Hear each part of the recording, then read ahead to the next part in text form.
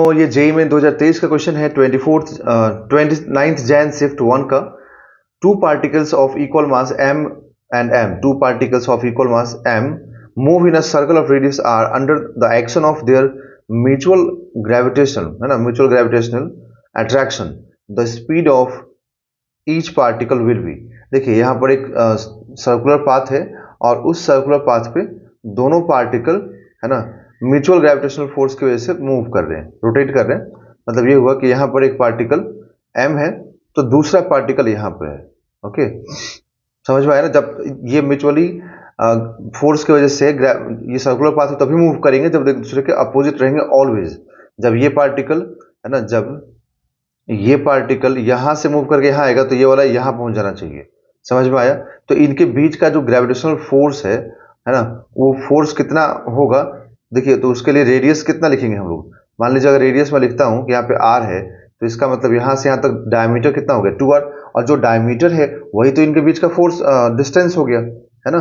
तो यहाँ जो ग्रेविटेशनल फोर्स है ना वो एज अ सेंट्रीपिटल फोर्स काम करेगा, क्योंकि देखो इस वाले पार्टिकल पे देखो, किसी भी एक पार्टिकल को पकड़ लो तो इस पार्टिकल पे देखिए तो ग्रेविटेशनल फोर्स इधर काम करेगा, एंड जो भी फोर्स टुवर्ड सेंटर होगा वो हमेशा क्या काउंट होता है, सेंट्रीपिटल फोर्स। अगर मान लीजिए ये पार्टिकल मूव करके यहाँ आ गया, इस पॉइंट पे आ गया, और ये वाला पार्टिकल मूव करके यहाँ आ गया, ठीक है, देखिए ऐसे, तब भी क्या होगा, ग्रेविटेशनल फोर्स तो इधर ही काम करेगा ना, इसके ऊपर, और इसके ऊपर इधर काम करेगा। तो हम लोग क्या बोलेंगे कि जो ग्रेविटेशनल फोर्स है वो ऑलवेज टुवर्ड सेंटर है, ठीक है, तो वो एक सेंट्रीपिटल फोर्स की तरह काम करेगा। ओके, तो दोनों बॉडीज के बीच में क्या लिखेंगे, जी एम एम अपॉन जो भी इनके बीच का डिस्टेंस है।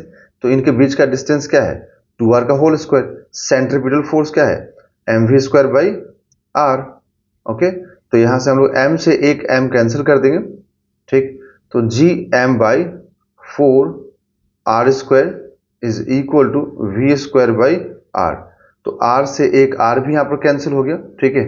तो अब मुझे यहां से स्पीड क्या मिलेगा, देखिए रूट ओवर, है ना, root over gm by 4r, है ना, root over gm by 4r। तो मेरे पास जो ऑप्शन होगा वो होगा ऑप्शन नंबर 4। तो option number 4 is a right answer.